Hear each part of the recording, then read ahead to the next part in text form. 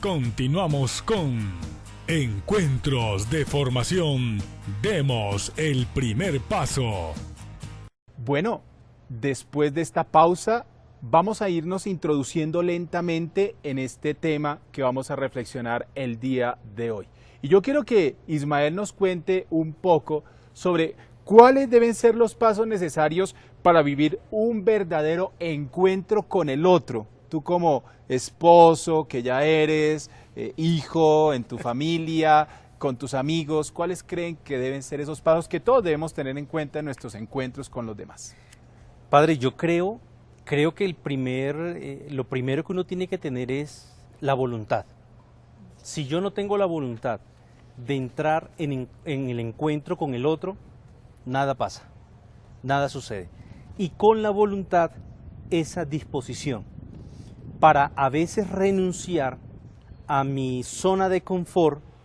Estoy pensando, por ejemplo, cuando uno quiere tratar un conflicto, cuando uno quiere ir a reconciliarse con otra persona. Yo no puedo ir al encuentro de esa otra persona con toda la artillería pesada y con las barreras así que yo tengo la razón, yo tengo la verdad. Para ir al encuentro con esa otra persona y solucionar un conflicto, una tensión, es necesario la voluntad y esa disposición, esa actitud de decir, bueno, voy a abrir el oído a la escucha, a escuchar, valga la redundancia, lo que esa otra persona tiene para decirme y no voy a ir a la ofensiva y a la defensiva. Bueno, tú nos lo has contado desde la perspectiva de tu vida, pues de esposo, de pareja, en fin, y de las relaciones que tienes. En la vida religiosa también tiene sus particularidades en la fraternidad. ¿Cuáles deberían ser esas condiciones para encontrarnos con el otro? Una primera condición que creo yo que es indispensable es reconocer que el otro es importante, que el otro tiene un puesto importante no solo en mi vida personal, sino en la vida del entorno comunitario. Cuando yo reconozco que el otro es importante, también reconozco que es diferente a mí. Claro. Porque en la vida religiosa se tiende...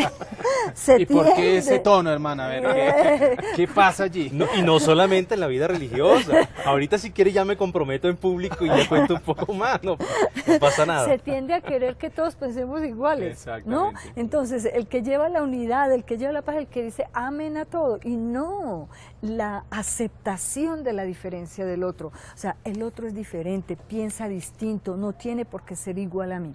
La otra cosa que ya la tocó Ismael, el tema de la escucha. O sea, cuando yo aprendo a escuchar, no solo, sino con los ojos, con los oídos, con el tacto, con ese sexto sentido que tenemos las personas y sobre todo las mujeres. Tenemos un sexto sentido de intuir lo que el otro tiene, entonces nos hacemos capaces de escuchar. Y al escuchar podemos dialogar. Porque cuando tú crees tener la razón y el otro nada que ver, entonces imponemos nuestro pensamiento, pues eso destruye la unidad. Sí, es imposible pensar que en la sociedad es una sociedad uniforme, o sea que todos somos igualitos como si fuéramos una figurita hecha en serie, donde todos tenemos que pensar, caminar y hacer todo igual. Y esa diferencia a veces nos cuesta porque, como tú lo decías, Ismael, nos hace negarnos a nosotros mismos y es a bajar ese egoísmo que a veces creemos que somos más mejores que los demás. Y otra cosa que también creo que nos puede ayudar en ese relacionarnos con los otros es no creerme, yo a veces lo digo coloquialmente, como un hongo, como si yo fuera el único, entonces yo tengo la última palabra, yo tengo siempre la razón, yo tengo siempre que imponerme frente a los demás. No, hay veces uno tiene la razón y a veces no. Hay veces uno tiene que hablar y a veces tiene que callar. A veces uno tiene que levantar la cabeza y a veces tiene que agacharla.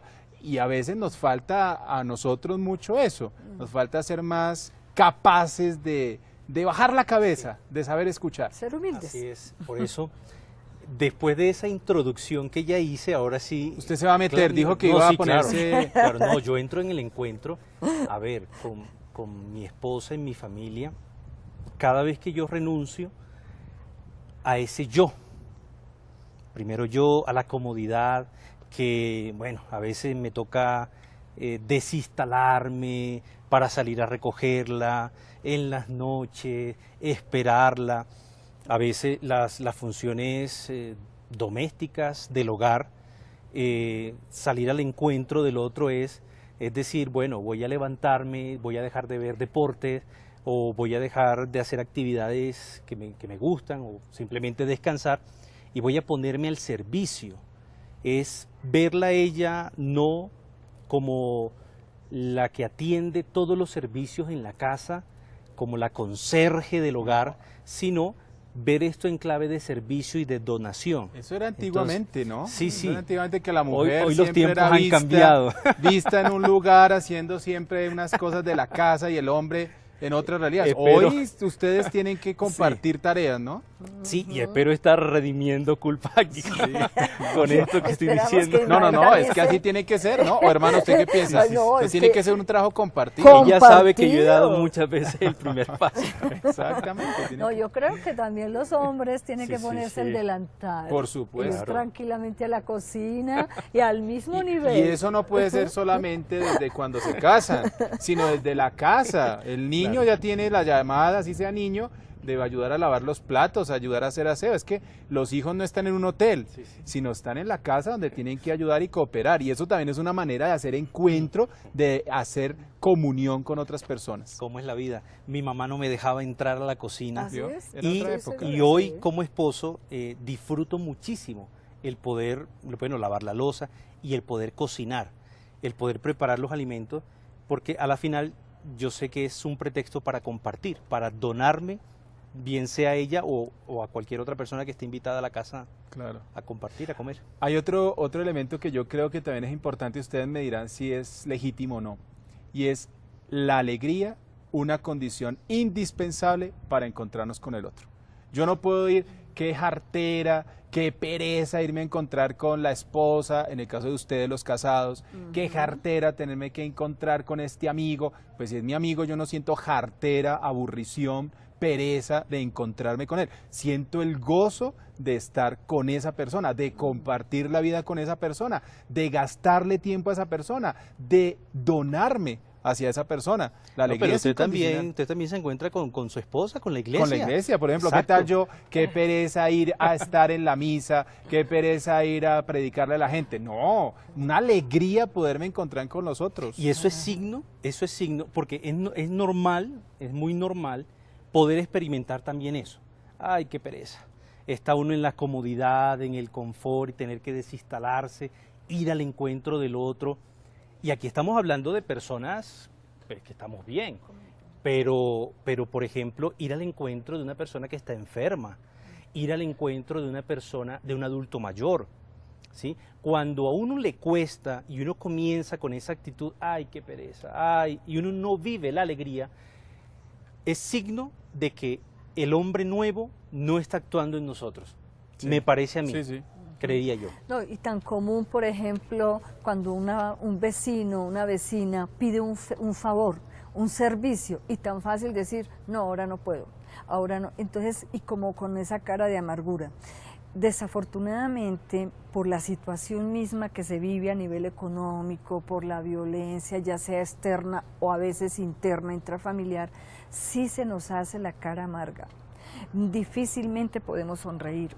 Nuestro fundador, nuevamente, Beato Santiago Alberione, insistía que uno podía estar en la serenidad, pero sí en la alegría. O sea, así hayan las dificultades más grandes, uno sí puede estar en la alegría, porque de todos modos, estar alegre contagia. Sí, claro. Pero el estar amargados también. También, daña el ambiente. Daña el ambiente completo. Yo no sé si le pasa a Ismael con su esposa, si al padre le pasa cuando se encuentra con sus hermanos sacerdotes. A mí me pasa muchas veces en la comunidad, y a usted que está en su casa seguramente también le pasa con sus hijos. Nadie se escapa. Hay que vivir la alegría y dejar la amargura. Exactamente. Y creo yo que en el tiempo en que estamos viviendo en Colombia, es necesario volvernos a llenar de esa alegría de encontrarnos con el otro. Nos hemos dividido, nos hemos enfrentado, nos hemos cuestionado muchas cosas con razones o sin razones. Aquí no justificamos una o la otra realidad. Pero necesitamos reencontrarnos. Es la única manera de hacer sociedad. Es la única manera de convivir sanamente. Es la única manera de cambiar la realidad. Hace unos programas atrás hablábamos de sembrar esperanza. ¿Y sembrar esperanza para qué? Para construir algo nuevo, para poder alcanzar algo nuevo. Y ese algo nuevo solamente será posible si nosotros realmente le metemos esa alegría de volvernos a reencontrar con el otro, de volver a bajar las armas, de volver a bajar los puños, de volver a bajar la violencia, de volver a bajar la indiferencia, para volvernos a sentir partícipes de una comunidad. Este es el país que nos tocó vivir. No nacimos en la China, no nacimos en Italia, nacimos en Colombia. Esta es nuestra realidad y nuestra realidad depende de nosotros. Y por eso hoy estamos reflexionando sobre este tema: sembremos la alegría del encuentro a través o fruto del perdón. Por eso vamos a irnos a escuchar un texto muy hermoso que varias veces lo hemos escuchado, el texto del Padre Bueno o de la parábola del Hijo Pródigo, que nos va a recordar qué significa dar ese primer paso para reencontrarnos fruto del perdón. Dijo: un hombre tenía 2 hijos. El menor de ellos dijo al padre: Padre, dame la parte de los bienes que me corresponde. Y él les repartió la hacienda. Pocos días después, el hijo menor lo reunió todo y se marchó a un país lejano, donde malgastó sus bienes viviendo como un libertino. Cuando se lo había gastado todo, sobrevino un hambre extrema en aquel país y comenzó a pasar necesidad. Entonces fue y se arrimó a uno de los ciudadanos de aquel país, que le envió a sus campos a cuidar los cerdos. Y deseaba llenar su vientre con las algarrobas que comían los cerdos, pues nadie le daba nada. Y entrando en sí mismo dijo: ¿cuántos jornaleros de mi padre tienen pan en abundancia, mientras que yo aquí me muero de hambre? Me levantaré, iré a mi padre y le diré: Padre, pequé contra el cielo y ante ti. Ya no merezco ser llamado hijo tuyo. Trátame como a uno de tus jornaleros. Y levantándose, partió hacia su padre. Estando él todavía lejos, le vio su padre, y conmovido, corrió, se echó a su cuello y le besó efusivamente. El hijo le dijo: Padre, pequé contra el cielo y ante ti, ya no merezco ser llamado hijo tuyo. Pero el padre dijo a sus siervos: dense prisa, traigan el mejor vestido y vístanle, pónganle un anillo en la mano y unas sandalias en los pies. Traigan el novillo cebado, mátenlo y comamos y celebremos una fiesta, porque este hijo mío había muerto y ha vuelto a la vida, se había perdido y ha sido hallado. Y comenzaron la fiesta. Su hijo mayor estaba en el campo y al volver, cuando se acercó a la casa, oyó la música y las danzas, y llamando a uno de los criados, le preguntó qué era aquello. Él le dijo: ha vuelto tu hermano, y tu padre ha matado el novillo cebado, porque le ha recobrado sano. Él se irritó y no quería entrar. Salió su padre y le rogaba, pero él replicó a su padre: hace tantos años que te sirvo y jamás dejé de cumplir una orden tuya, pero nunca me has dado un cabrito para tener una fiesta con mis amigos. Y ahora que ha venido ese hijo tuyo, que ha devorado tu hacienda con prostitutas, has matado para él el novillo cebado. Pero él le dijo: hijo, tú siempre estás conmigo, y todo lo mío es tuyo, pero convenía celebrar una fiesta y alegrarse, porque este hermano tuyo había muerto y ha vuelto a la vida, se había perdido y ha sido hallado. Palabra del Señor. Gloria a ti, Señor Jesús. Yo no sé, pero a mí este texto me impacta siempre, me toca el corazón, siempre me dice mucho a mi vida, porque siempre hay algo que transformar y algo siempre que cambiar. Hay una pregunta que puede aparecer en este texto que hemos leído, y es: ¿cuál es la situación realmente en el fondo del corazón, no lo que de pronto se evidencia en el texto? ¿Cuál es la situación que provoca esta separación entre el hijo menor y el padre? Contémosle una vez más a nuestros oyentes. Yo creo rápidamente, y comparto con usted, padre, el verse reflejado en este texto, porque a la final es evidenciar esa naturaleza humana de hacer nuestra voluntad, de hacer lo que queremos o, coloquialmente como se dice, lo que nos dé la gana. Pasar por encima de lo que sea y romper comunión. Sí. Yo creo también que la autosuficiencia. Sí. O sea, el hijo, ¿qué dijo? Yo con la herencia podría ser, mejor dicho, ser dueño del mundo. Y entonces se hizo autosuficiente y se quiso dividir. Pero una pregunta, ¿cuándo uno pide la herencia? Cuando el papá o la mamá muere. Exactamente, entonces yo siento que aquí el hijo menor quiere que su papá muera. O sea, es como decirle al papá, mire, ya no lo necesito más, quiero que mueras porque quiero gozarme de lo que tú tienes, porque creo que lo que tú me has puesto es demasiado pesado y afuera, sin normas y sin leyes, sí voy a ser feliz. Y eso refleja un poco también esa anarquía que viven muchos jóvenes, esas relaciones tan tensas entre padres e hijos, donde los hijos no reconocen muchas veces la autoridad de los padres y los hacen a un lado y los silencian, encerrándose en el cuarto, con su lenguaje, tema que trabajábamos semanas anteriores, en su pequeño mundo, los aíslan y los matan, no de manera biológica, pero sí de manera ontológica, el ser, lo elimina. Padre, uno creería que eso solamente se pasa en el Evangelio, pero yo tuve un vecino muy cercano de mi familia, mi mamá, que el chico estaba metido en la droga. Y claro, él tenía que buscar muchas formas para poder conseguir con qué drogarse. Y le pidió al papá, casi lo mata y lo mató a los pocos años, creo que el año el papá murió, porque exigió que le tenían que dar la herencia. Y eso no es un cuento de hadas, es una cosa que viven las familias cotidianamente, desafortunadamente por la fragmentación y la división que viven en la misma familia. ¿Cuántas veces nosotros mismos le hemos pedido la herencia a Dios? Cuando nosotros vamos al pecado.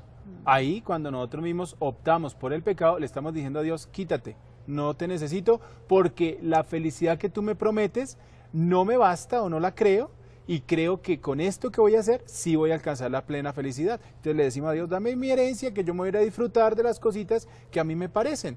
¿Y con qué sentimientos vuelve el hijo menor después? ¿Con cuáles? De arrepentimiento, como diríamos en el argot popular, con el rabo entre las piernas. Cuando ya ha experimentado y ha tocado fondo. Y esa es otra cosa, porque no todo el mundo toca fondo de igual manera. No. Hay algunos que les toca experimentar más y estrellarse más. Algo que mis padres siempre me han transmitido en la iglesia es que Dios se revela de dos formas, a través de la palabra y a través de la historia. Y cuando no escuchamos la palabra, entonces viene la historia. Y enfrentarnos a la historia es fuerte, porque se ve reflejado en este evangelio, ¿sí? ¿Qué le tocó vivir y experimentar a este joven para luego regresar y reconocer que la embarró? Exactamente. Y en nuestra mentalidad colombiana, si llegara el hijo así después de haber hecho lo que hizo, ¿qué pasaría si llegara el hijo? Mejor dicho, la tunda que le darían sería bárbara, ¿no? Claro.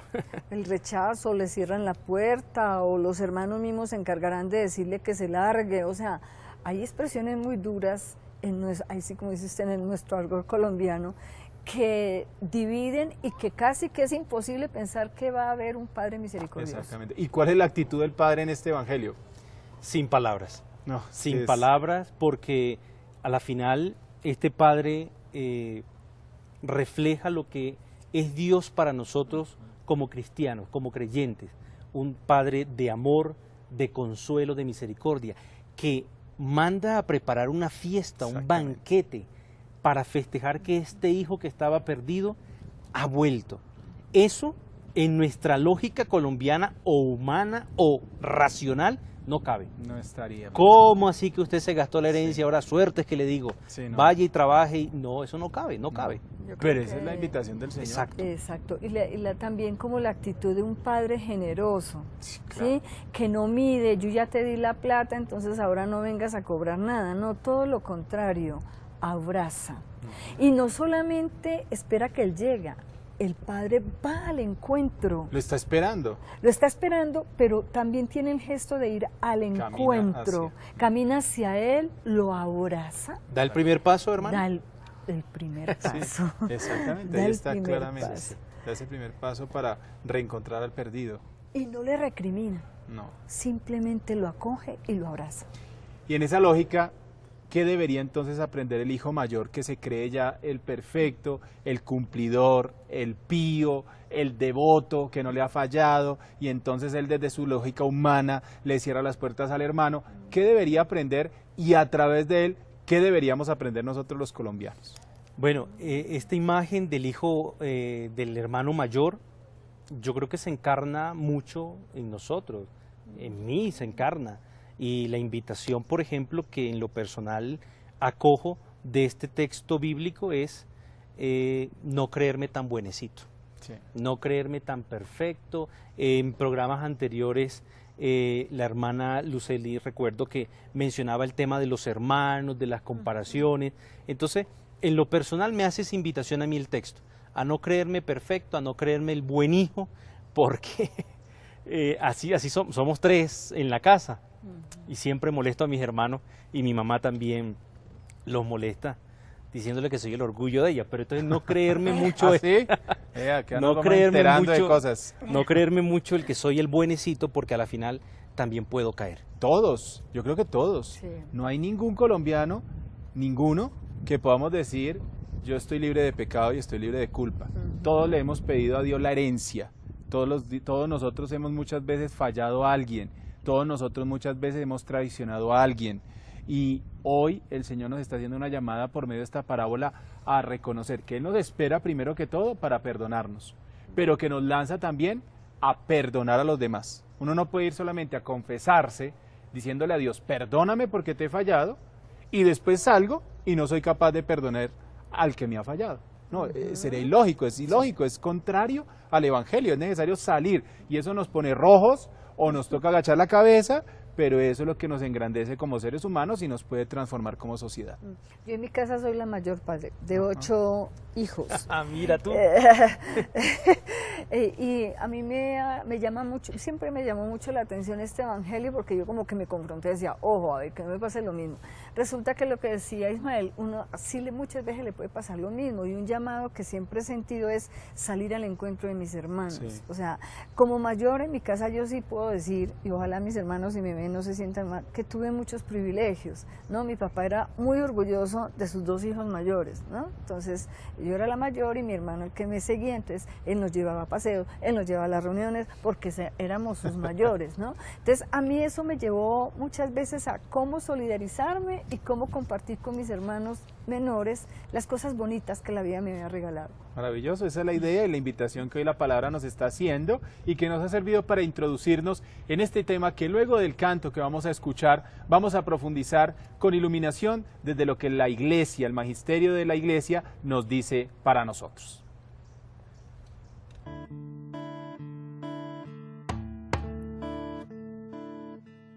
En la brisa vienes tú,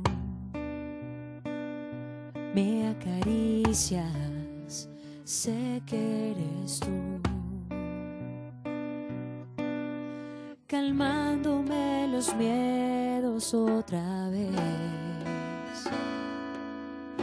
pintándome un bonito amanecer, y entiendo así que la mejor compañía son tus ojos que me miran, y siento así que si yo no estoy contigo, mi alma muere de a poquitos.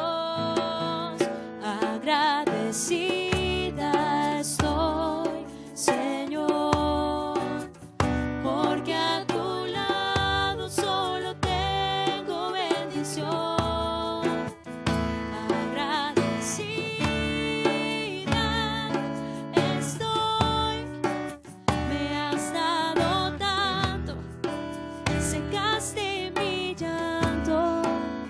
Gracias, Señor, gracias, Señor, gracias, Señor, gracias, Señor, gracias, Señor, me has dado tanto.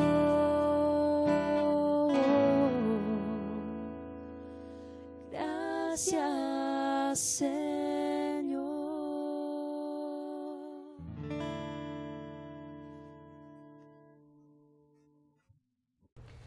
Bien, estamos en este tema que hablamos hoy en preparación a la visita del Papa Francisco. Sembremos en el encuentro la alegría del perdón.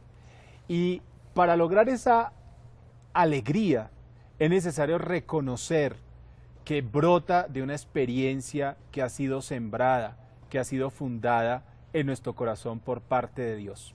Si nos vamos a mirar, el sentido de la alegría en las Sagradas Escrituras es fruto de ese estar el Señor en la vida de cada uno de nosotros. Miren, el pueblo de Israel, allá el profeta Isaías nos lo recuerda, vivía ese gozo, esa alegría interior, porque añoraban la llegada del Mesías. Era esa su esperanza, era esa su alegría, como que toda su vida estaba en ese dinamismo, anhelando la llegada del Señor, y ese gozo los llevaba a actuar, a transformar, a cambiar, a hacer las cosas que tenían que hacer como pueblo de Israel. Lo mismo los profetas nos van a invitar al conviértanse, el convertirse, el cambiar la vida. ¿Y por qué la cambiaban? Para acercarse al proyecto de amor de Dios, para poder disponer el corazón a la llegada del Mesías, a la llegada de Jesucristo. Por eso la alegría también en las Sagradas Escrituras es sinónimo de esa conversión. El fruto de yo cambiar mi vida, el fruto de buscar a Jesús me llevaba a sentir un gozo interior que me lanzaba o que lanzaba al pueblo de Israel a hacer nuevas cosas, a vivir como Dios lo pedía, a añorar la llegada del Mesías, a ser coherentes como hijos de Dios, como pueblo elegido de Dios. Y es así entonces como también hoy nosotros tenemos que sentir ese gozo, el gozo de querer tener a Dios. Si tú y yo creemos, necesitamos sentir la alegría de buscarle, la alegría de esperarle, pero la alegría también de testimoniarlo con nuestras palabras y con nuestras obras. Y una de las tareas o de las exigencias que nos implica esta realidad es poder transformar nuestros odios, nuestros rencores, nuestras rencillas en actitudes de perdón, de ser capaces de reencontrarnos con los demás, perdonándolos por el gozo de estar con el otro, por el gozo, por la alegría de encontrarnos plenamente con el Señor, de poder identificarnos totalmente con el Señor. Claro, eso que dice el Padre Juan es clave en esta experiencia de fe cristiana. Y ahí me sumo también cuando el ángel visita a María, comienza con esa expresión, alégrate. Cuando María visita a Isabel, también se da la expresión de alegría. Y también en los evangelios, bueno, Juan el Bautista, a veces no se utiliza la palabra alegría, pero se traduce como gozo. Y el Papa Francisco nos ha insistido en su magisterio la alegría del Evangelio. Sí. ¿Por qué el Papa Francisco habla tanto de la alegría del amor? Y es que no se concibe un cristiano triste. No. Uno que haya experimentado la Pascua, que viva esta experiencia de amor radiante, que esté triste. Pero miren que hay una frase muy interesante del Papa Francisco que a mí me da mucha risa a veces, y es que hay muchos cristianos que tienen cara de cuaresma permanente. Sí. Viven en una amargura, en un desazón, y uno dice, pero si tienen a Dios en el corazón, se supone, ¿no? ¿Y por qué viene esa amargura, esa nostalgia, esa desesperanza, ese sinsabor? ¿Será que es un cristianismo light? Pues más o menos yo puedo decir. Hay ateos que han dicho en la historia que no creen en los cristianos porque son caras tristes, ¿no? Me parece hermoso cuando San Pablo se dirige a sus comunidades exhortándolos a la alegría. Alegraos en el Señor, reciban la alegría y el gozo y la paz. Él siempre saluda diciendo la alegría, porque es la que tiene que permanecer. Y, por ejemplo, él hace un listado de situaciones difíciles que ha vivido en su anuncio en el Evangelio. Dice, nos han perseguido, pero no nos han aplastado. Nos han maltratado, nos han encadenado, pero no perdemos la alegría. Exactamente. Como a pesar de las dificultades, no hay que perder la alegría. Firmes. Sí. Cuando Ismael fue a su familia a decirles, me voy a casar, cuando la hermana le dijo, voy a hacer la profesión perpetua, cuando yo le dije a mis papás que voy a ser ordenado, fuimos con cara larga, con cara de tristeza. No, fuimos emocionados. Yo fui así donde mi suegro. Bueno, eso fue susto. A pedir la mano. Eso fue susto, pero no fue... No, después se convirtió todo en alegría. Claro. ¿Podemos decir entonces que el perdonar genera alegría? Claro, ¿Por claro. qué? En la dinámica o en la lógica de que, hombre, si yo no he experimentado el perdón, difícilmente yo puedo dar perdón. Cuando a mí me han perdonado algo, hombre, al que le perdonan una deuda, al que le perdonan, no sé, alguna realidad que te genera tristeza o incertidumbre, eso genera alegría. Esas situaciones cotidianas de la vida tenemos que transformarlas en clave cristiana. Cuando a mí el Señor me ha perdonado los pecados, cuando a mí el Señor ha visto mis miserias, mis debilidades, me ha llamado a la iglesia, me ha transmitido la fe con el anuncio del querigma y me ha hecho partícipe por el bautismo de este misterio de salvación, yo he podido experimentar el perdón. Y la invitación, esto es muy paradójico, ¿no? Y no sé si entraría en el cristianismo light, espero que no, pero lo paradójico es que, bueno, ya a mí el Señor me ha perdonado, ahora yo estoy llamado también a perdonar, a dar gratis lo que gratis he recibido. Y cuando rezo el Padre Nuestro, perdona nuestras ofensas, como también nosotros perdonamos lo que ofende. Cada vez que yo recito eso, yo digo, ¿qué estoy diciendo? ¿Qué estoy diciendo? Sí. Es que es muy grande. Es muy difícil. Por ejemplo, cuando yo he tenido dificultades con uno de mis hermanos, ¿no? Cuando he tenido alguna pelea por cualquier razón, uno siente que esa distancia o ese no hablar como que es una carga, como que uno se siente mal, como que no me da paz, como que me siento limitado. Y cuando nos hemos perdonado y nos hemos reencontrado, yo siento como si me hubiera quitado una carga de encima, un peso de encima, y me siento libre, y otra vez me siento gozoso porque ya puedo llamar a mi hermano, porque podemos salir otra vez juntos, porque podemos compartir. Yo creo que eso es también fruto de esa experiencia de quitarnos la carga, de quitarnos un peso de encima. En el Antiguo Testamento hay una frase muy común que todos lo conocemos, es ojo por ojo y diente por diente, la ley del talión. Y resulta que Jesús nos cambia ese discurso aprendiendo a perdonar. Dice, si tu hermano te pega en la mejilla, voltéale la otra. Sí. Eso no significa, porque muchos dicen, no, yo no soy tonto. Sí. No es ser tonto, es como dice el eclesiástico, perdona el agravio de tu hermano. Sí. Acércate a él con bondad y misericordia y podremos construir paz. Sí. 70 veces 7. Eso se lo repito yo siempre a mi esposa, mi amor. Tienes que perdonarme. Pero ojo, 70 veces. Pero no es 70 por 7, porque eso sería un número exacto, no es 7 por 7, y ese resultado por 7, y ese resultado por 7, o sea que es un número infinito, ¿no? Infinito. Y ahorita estamos viendo un momento de nuestro país muy importante. Yo creo que independientemente de las cosas que estén bien o mal, pero es una oportunidad para hacer lo que el Evangelio nos dice, ir a buscar al que estaba perdido. Si no nos quitamos de nuestra espalda el lastre del odio y el lastre del rencor, nos seguiremos matando de generación en generación.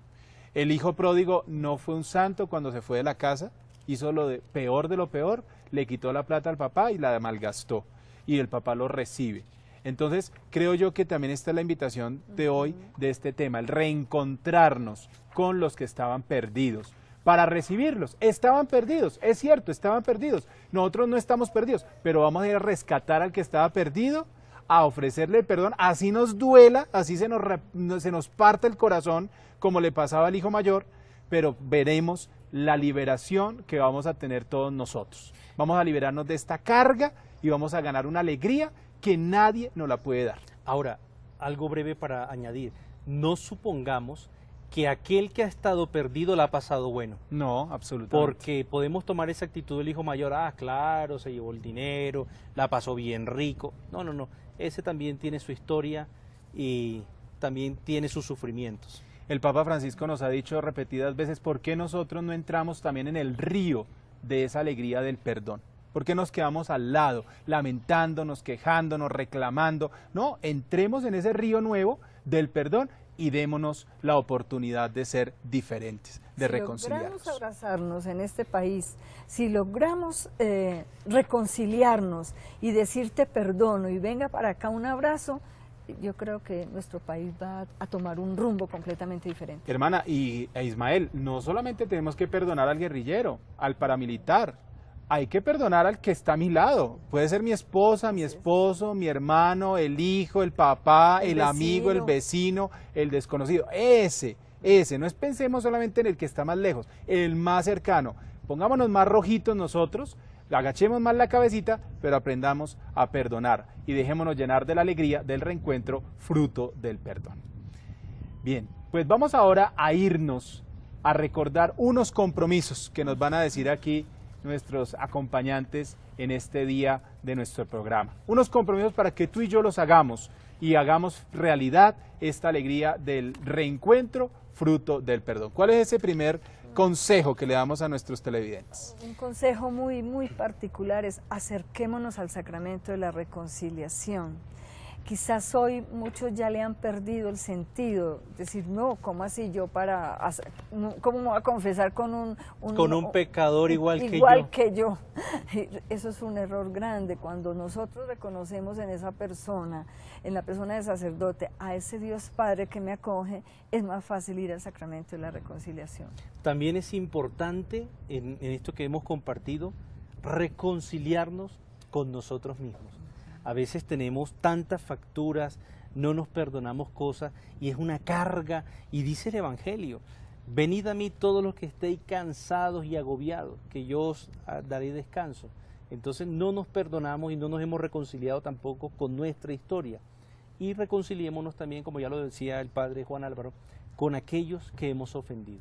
Y también para nuestra vida, ya ahora, en pocos días, el 6 de septiembre, más o menos 4:30 de la tarde, estará aterrizando el avión que trae al Papa Francisco a nuestro país. Una gran alegría, una gran emoción, una gran esperanza para Colombia. Los invitamos como compromiso también, inviten a sus vecinos, inviten a sus amigos, a sus familiares a ir a los lugares donde el Papa va a estar.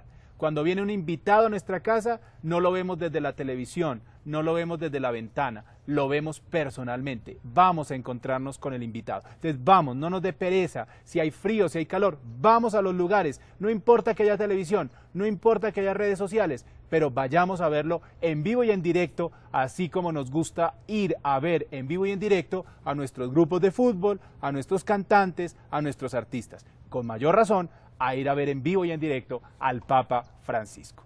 Vámonos ahora a escuchar una bella canción que nos sigue animando a perdonarnos, a reencontrarnos y a dejarnos llenar del gozo del perdón.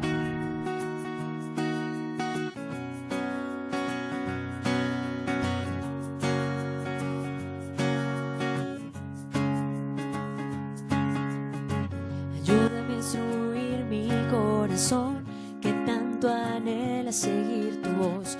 No quiero dejarte, yo quiero encontrarte. Tómame de la mano y andemos este viaje. Por tus caminos van mis pies y no vacilaré. Tu amor es mi tesoro y en él yo me guardaré. Por tus caminos van mis pies y no me detendré. Muestra tu poder, oh, oh, oh, oh, oh, oh, oh.